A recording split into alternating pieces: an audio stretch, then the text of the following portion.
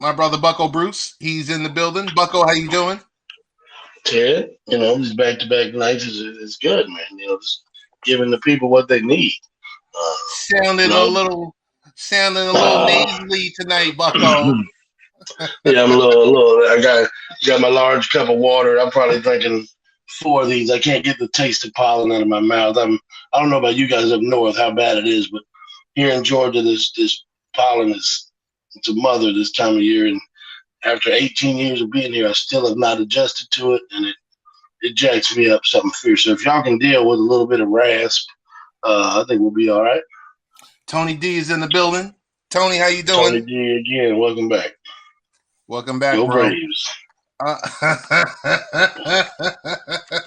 this is gonna be fun this year. Yeah, I you don't know you how actually have a often. team this year. Yeah, you have a team this year. So I you don't know know, how often we will do this because if the Mets start kicking the Braves, kicking their heinies, I don't want you you to go know. dark like how Big T went dark on us. Hold on.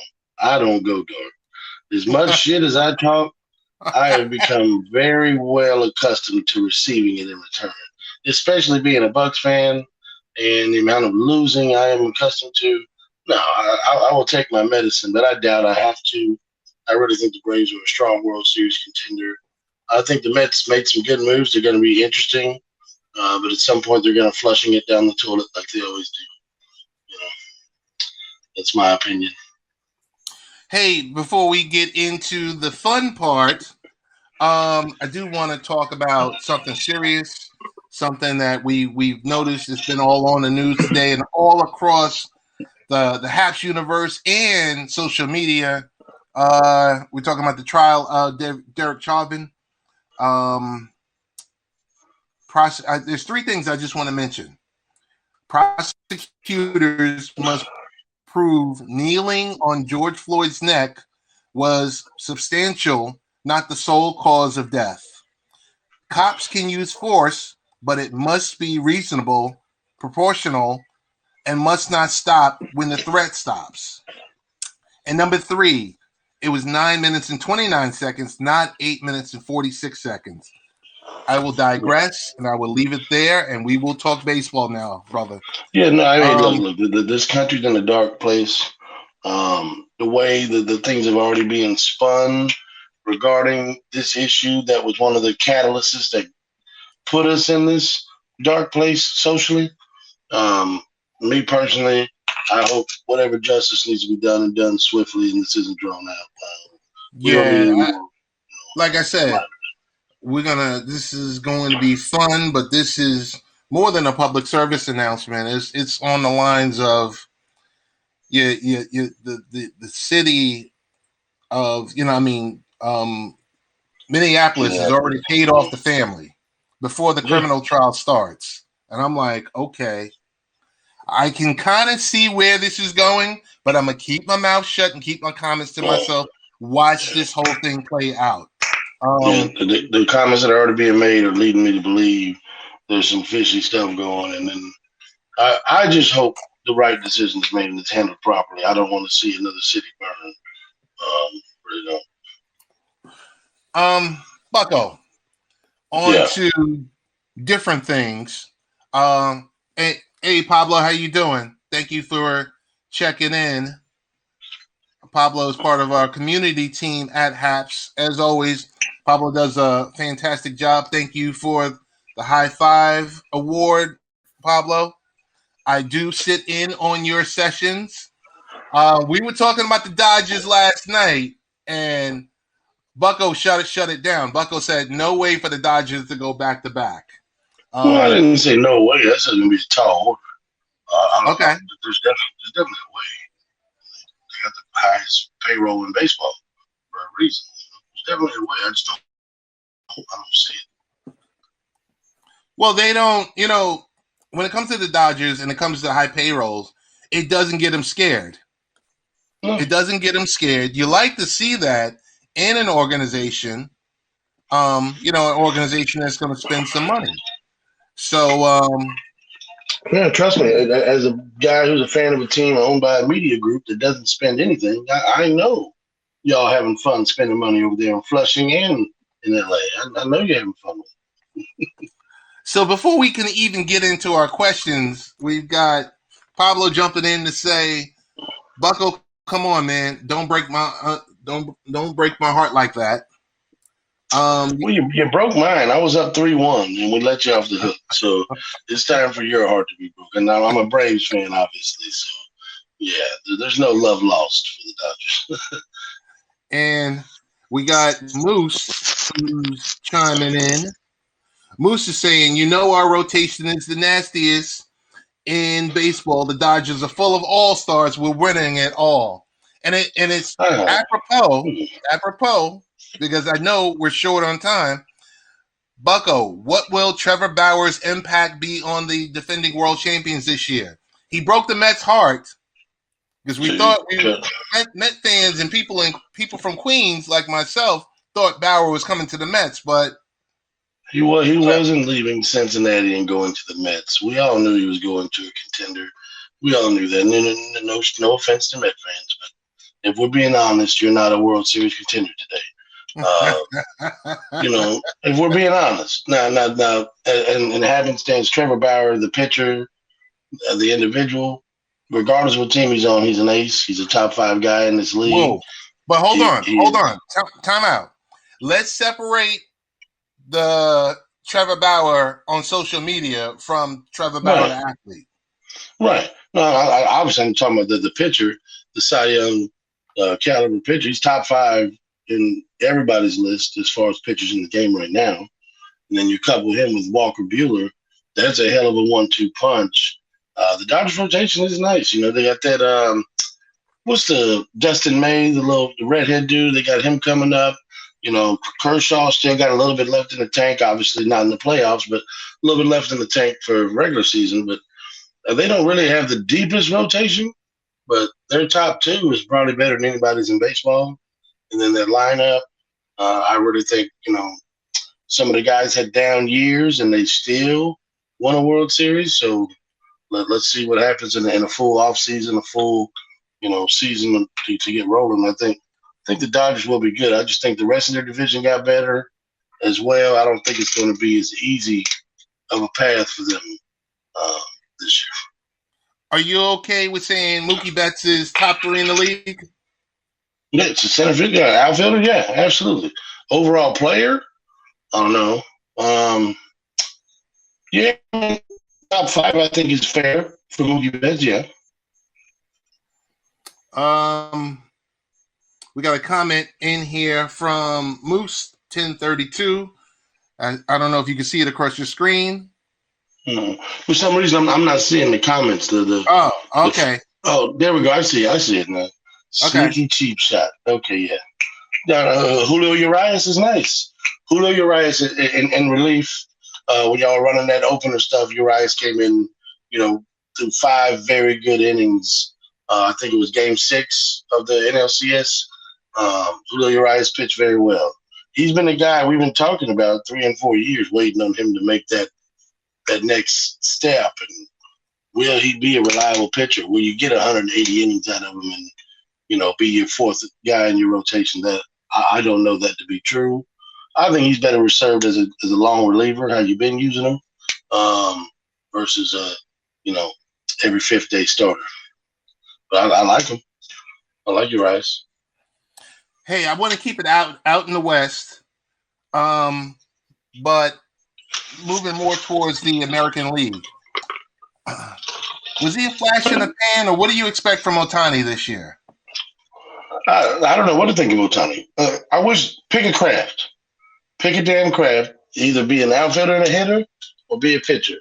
When you're doing both, you're doing too much. He's contorting too many different muscle groups, taking all them swings, taking all them reps in the outfield, trying to steal bases. Then you try to throw a 95-mile-an-hour slurve or whatever his pitch of choice is. Naturally, baseball guys, we all know the motions that you go through with swinging a bat and throwing a pitch, those motions are not natural for the body. That's why you see so many oblique, Tommy Johns, shoulders. There's so many injuries, and they're over and over again because this repetitive motion is terrible for the human body. We're not made to do this. That's what makes when guys can do this and do it consistently well. That's what makes them special. But when Otani's doing both ends of the spectrum to his body the whole time, it's never going to bode well. He's a good pitcher and he's a good hitter. If you just pick one, figure out which one you're the best at, go with that, you can have a sustainable career. If he keeps doing this, trying to be a two-way player stuff, it's not going to work, man. It's not. Okay. I put together a question because I know this is totally Homerville for you. Will Ronald Acuna Jr. finish as the number one overall rated player? As we know, he sits on top of the ECR right now. What's your thoughts on your guy? I love Ronnie Acuna. I love what he brings to the game, the young swag, the energy, the effort, the defense and the offense collectively. Love Ronnie Acuna, but I'm not ready to say he's overall number one over a Trout, over a Tatis, over a Betts. I think there's some guys out there that are going to put up a lot more gaudy numbers, so to speak, than Ronald. And what we've seen the first 3 years of him being an everyday player is he's a little bit too streaky.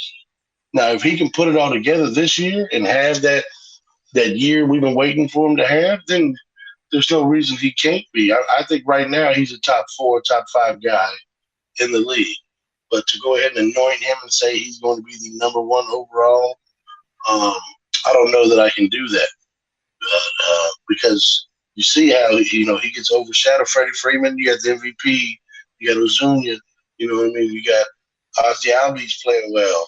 You got this new young pitching rotation for the Braves. There's a lot of stars on the Braves, whereas the success won't necessarily be attributed only to him. You get what I'm saying? Whereas the Angels go as Trout goes. You know what I mean?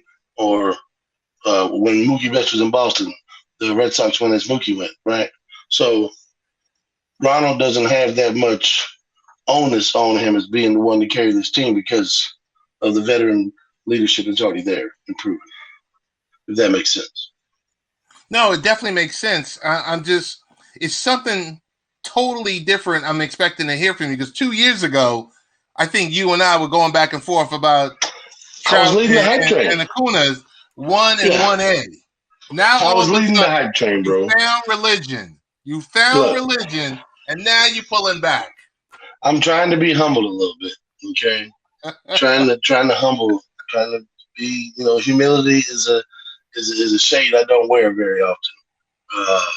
I really do think this Braves team is built to win and win now. And I don't want to put any undue pressure or any jinxes on Ronald Acuna by saying he's the best in the game. Honestly, I can't come on your program and lie to the people and say Ronald Acuna is the best in the game because right now he's not. But he's up there. By saying a guy is a top 5 player, that is extremely high praise. I'm putting him in the same class as Mookie Betts, Tatis, Mike Trout.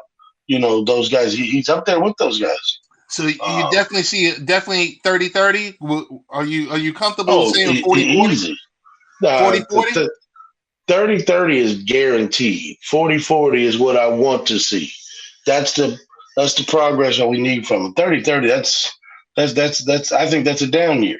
I think a minimum 35-35, 40-40 would be where he should be because of the skill. He should be there, and because of the guys around him. And as much success as he's had as our leadoff hitter, I would much rather see him sandwiched in between, Freddie and Ozuna. I would love to see, Freddie hitting third, for my guy Acuna hitting fourth, and Ozuna hitting fifth. I would love to see him sandwiched between those two great hitters instead of being a leadoff guy because he may not get a lot of pitches to hit. You know what I'm saying? And he's not going to get enough RBI opportunities hitting at the leadoff spot. Bucko, Moose is chiming in and says, I believe the Braves are better than the D-Rays. If they had made it to the World Series, I think they would have won. Braves are no joke. No, I agree. The World Series was the NLCS. Those were the two best teams. The Rays were interesting. You know what I mean? The way they played the game, the way they move within the construct of how small their roster is. Like I think two players on the Dodgers lineup Yes, encompass the entire yes. Rays payroll. Um, so for them to beat and they draft well, they trade well. Like this kid Wander Franco that's going to come up this year. This little 19-year-old kid is a Listen, monster. He's when going they to be were good. Bucko, when they were He, the Devil Rays, they've uh, always drafted well. hmm They've and, always drafted and they well. bring in key veterans too, like when they brought Fred McGriff in. Yes. He ended his career nicely. Look, I'm from Tampa.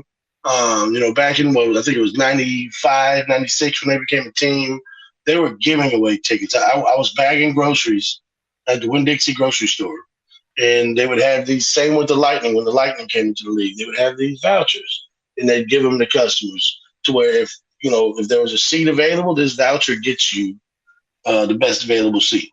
I stole a whole damn book of those things. Don't come after me, Winn Dixie. Don't.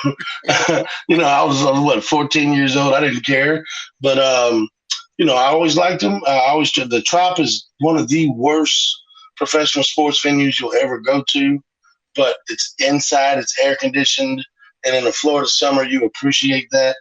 Um, and they really put a good product out there. I mean, they've made two World Series. They ran into the two Bud Cells. They ran into that, Ryan Howard Phillies team that was just on fire with Roy Halladay and those guys. And they run into the Dodgers team that really, that last month of the season, the Dodgers were unbeatable. I was so shocked to see my Braves being up 3-1. Um, but I'm not a Rays fan because when I was a kid, the Braves were on TBS every day, and that was my team. So I don't switch loyalties, but I will support the Rays because they're the hometown team. The Braves are my guys. So tell me your thoughts on Cody Bellinger, the 2019 MVP. Is he going to have a bounce MVP. back season? He had a rough year during this shortened season, but if you really look at it, there's a lot of guys that did. These younger guys that were like the Mitch Hanigers over there in Seattle. He had a terrible season. Bellinger, now granted, that NLCS and World Series Cody came alive and played well, and we know what the guy is defensively. He's one of the best center fielders. Period. He can play all over the outfield. You can put him at first base if you want to. He can do everything for you. And he's a perennial 30-30, hitting 280. You know what I mean? He's a guy that at his worst, he's still a top 10 player. So, yeah, I think Cody will bounce back. I think Cody wants to be in that upper echelon conversation, wants to get the big money and earn the big money. So, yeah, I'm confident Cody has a great year. You know, Obviously, I hope he's the only one. I hope that team goes away in September. uh, So tell me, you're in your fantasy baseball manager. Would you or would you not invest in an early round pick for Cody Bellinger this season? how early? I mean, if you're talking top five, probably not. I could probably pick guys that are in a fantasy um, situation. There are guys, top end pitchers like Shane Bieber, guys like Fernando Tatis, guys like Mookie Betts, who get a lot more stolen bases and things of that nature. They cover more categories. But if I'm like end of the round, like I'm pick 10, and Cody's sitting there, yeah, I'm good with that. Yeah, I'm good with that. Okay. So we got to talk about the evil empire a little bit. So outside of Garrett Cole, how will the rest of the Yankees starting rotation perform? Now, and I'm talking outside of Cole, we're talking Kluber, we're talking Montgomery, we're talking Domingo Germán, we're talking what's the guy's name? Taillon, I think that's how you pronounce his name. I mean, Domingo Germán, he's got some nasty stuff, but he's inconsistent. He walks way too many people. Corey Kluber, I want to stop you for 1 second. Does Germán ever get around that domestic violence issue? You I think? think I mean, he's pitching now. I think Aroldis Chapman was the one that got suspended for that, right? It wasn't Well, Javon. Chapman got suspended, I think 2 or 3 seasons ago for he Beating fired a his shot wife. in his garage. Oh, I Ron, thought he I beat his think, wife. put his hands on his wife. Okay, well, I may have the two guys confused. I thought that was Chapman Right. that did that. Right. So, but yeah, as far as I know, Domingo's pitching. He's starting the season with the Okay. club. I haven't seen that. He's on the roster in one of my leagues. Okay. I don't have him personally, but I'm pretty sure he's starting. And like I said, that guy's got filthy stuff, but he's got no control and no consistency. Corey Kluber, if he can somehow find a way to get back to 2018 Corey Kluber, then we got something to talk about. But we saw like James Paxton, they brought him over from Seattle. Right. This big strikeout guy, he bombed. He sucked. Well, so here's a problem I have, because I've been talking with a lot of Yankee fans, and we go back 2 seasons, not last season. Let's not count last season. He was 15-5. How is that bombing? Who's that? James Paxton. I'm talking about last year. Oh, yeah, last year. Yeah. Okay. All right. He got hurt 2 years ago at the end of it. And he had a nice run. Paxton has never had like an injury-free season. Mm. Historically. No, that happens a lot with the strikeout guys. The heavy strikeout guys, they put too much torque on their arm. It happens a lot. And he's back in Seattle now, so he may be a good late round flyer for you fantasy baseball players. But no, their rotation is not deep. Their rotation is not consistent. Now, like I said, we'll see what Corey Kluber has in the tank. He can reach back and grab one of them old years, at least a stretch where he can be dominant. But Garrett Cole's probably the best in the game right now. The rest of the guys, I think, are just guys. Like I would take the Mets rotation over there. No joke. Let's talk about Nolan Arenado. Yeah. Will he produce in St. Louis as we've grown accustomed to seeing, knowing that it won't be that Colorado air? What's your thoughts on the start of third baseman? I'm not one that buys into that Colorado air like a lot of people do. Dude, if you can hit, you can hit. Period. Okay. That guy can flat out hit. He's a perennial Gold Glove third baseman, so you never have to worry about him playing the hot corner defensively. He plays every year. No major injuries. He's consistently getting at bats. He hits for power and average. I think St. Louis has some nice pieces over there, whereas he was the only guy in Colorado, so to speak, him and Trevor Story, because Blackman's always hurt or whoever the hell else is always hurt. But I think Nolan Arenado has a lot to prove, because everyone talks about, when you talk about, oh, yeah, this guy's a great player, home run king, this, that, and the third. But, Colorado air. Colorado. This man has been labeled as a ballpark-friendly hitter. They're really disrespecting the caliber of this guy's play. I think he has a chip on the shoulder and something to prove. And I think he's going to come out and have a great year. If you don't like Nolan Arenado, you just don't like baseball. You go and look at the greats. Go look at Mike Schmidt. Go look at Chipper Jones. Go look at these great third basemen in history in their first 8 years of their career. You will see that Nolan Arenado has, I think, as many or more home runs than any of them, better average or the same average than any of them. You're talking the 3 top third basemen in history. You want to look at the numbers side by side with Nolan Arenado after the first 8 years of their career. It's identical. So he's right up there with the Chipper Joneses, the Mike Schmidts of the world.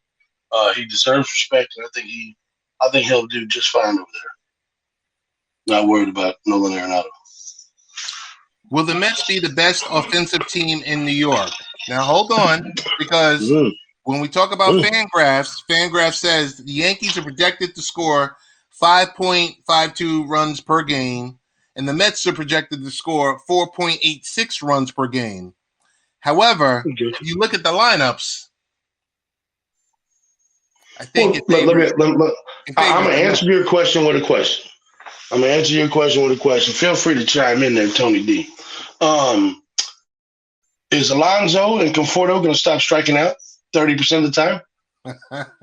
Because if that's the case, then yeah, you'll have a better top to bottom lineup than the Yankees. Because right now, you and the Yankees have the same problem. You just strike out way too damn much. That Mhm. and you play in the biggest outfield in the game. Okay, your strikeout rates are laughable. If Alonso can, start swinging for some doubles, the home runs will come. If Nimmo can play a whole season, 'cause I'm hearing good things about Nimmo. Um, you know what I mean? Lindor is Lindor. You know what Lindor's going to do. He's going to hit close to 300, and he's going to hit close to 30 homers, and he's going to steal you 20 bags. You know what I mean? You're going to get a guy there. And if your other guys can stop striking out so much, yeah, you'll be fine. You'll be dangerous. Absolutely. Indea, thank you for stopping by. Want to say hello to you.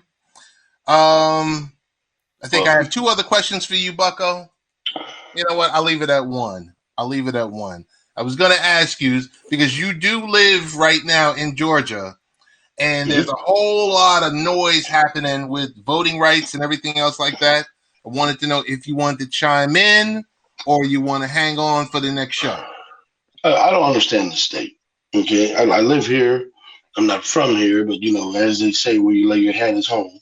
I can't defend a lot of the stuff Georgia does.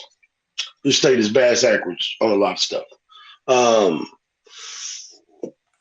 the fact that you're making it where people can't give water to people that are standing there voting. The fact that you're making it where people that want to do a legitimate mail-in ballot, you're making it lesser of those locations they can drop their legitimized absentee ballots or whatever.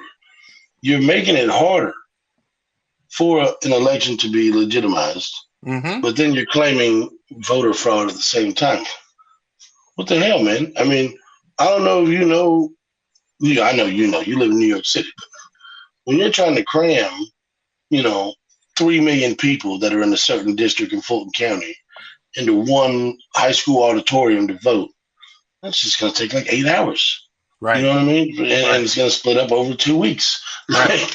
I mean, what they're doing is dumb. There is voter suppression and voter fraud and voter intimidation all at the same time. And then they cry about the results. You can't have it both ways. You can't cry and then call foul when you're not doing the necessary things that any logical person can see need to be done. I'm just not a fan. The only thing, Bucko, I'm going to also add is when you try to kill early voting. Yeah. It's like, wait a minute, what are you trying to do here? You're trying to create a log jam. And, I just think that how all these venues and stadiums are now open to provide people with the vaccine, it should be that same way to also vote. And they did that. They did that at Phillips Arena and Old Turner Field, which is now the Georgia State University football stadium. They use those two venues for voting. So they did do that. They did open up the sports venues to allow larger capacity, but they also, those are the main areas where they're saying the miscountings and the fraudulence happened. Were at those larger spots. There was a mysterious water main break in Phillips Arena at 2 a.m. Right, that's what one side saying. The other side saying, this, that, you're oppressing the vote. One side saying you're cheating the vote. One side saying you're oppressing it. The truth somewhere in the middle. They've been, every state, every major district tries to fix elections. I've lost confidence in the honesty of the voting system years ago. I waste my vote every time voting Libertarian anyway. So I truly, Ted, I don't give a shit. Now, not to be callous, but honestly, from going all the way back to when I started working when Bill Clinton was president to today, I'm working with Joe Biden as president. My earnings were my earnings. I have not had much of my life affected by whoever the fuck is president. Or even the local senators. They're not doing nothing for me anyway. I just try to live my life, raise my kids, educate them properly, and that's what I suggest people do. Let's control what we can control. Let's stop arguing um, over you know political stances that we really don't even know how much of it is true, how much of it is actuality. Is it just pandering? Are they going to do anything for you? I've grown so exhausted over this last 4 years of Donald, and then this election this year. Ted, I hate it. I don't want to vote anymore. I don't care. I'm done. Man, you got to vote. And the one thing I say is vote and vote in the local races. The local races affect all of us. So They like do. my local mayor or my local trustee or councilman or councilwoman, that those matter to you because they are making laws that impact your village, your county, your state. So Bucko, I want to let you know, congratulations. Well, I win. You have just been hired as the Jets' new football czar. Wait, what would I be congratulated for that for? I'm congratulating. Hey, Moon Shadow Machado, thank you for subscribing. Bucko, you just been hired. Okay. Joe Douglas is now reporting to you. Now, with that being said, you have the second pick in the draft. I'm guessing, we're all guessing Trevor Lawrence is going to be gone. So, remaining, Zach Wilson, Justin Fields, Mac Jones, Trey Lance. Who is going to be your quarterback for the 2021-2022 season? You take Zach Wilson, and you don't hesitate. You don't gamble. Can I get a quarterback next year and run one more year of Darnold? No, you take Zach Wilson. You keep Darnold. You let them have a competition. May the best man win. That competition breeds the best out of every player. But if the Jets pass on Zach Wilson, I think they're absolutely foolish.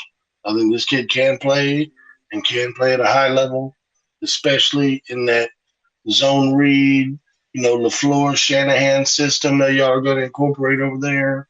A lot of flow in pockets, a lot of misdirection, a lot of throwing across your body, which we see this guy's pretty damn good at. I think it's a no-brainer pick. I'd actually even flirt with taking him over Trevor because of his athleticism, but Trevor's an obvious no-brainer number one pick. But Zach Wilson is the real deal, Ted. I think he'll be, in a couple of years, top 10 guy in this league. Egby, thank you for joining the live stream.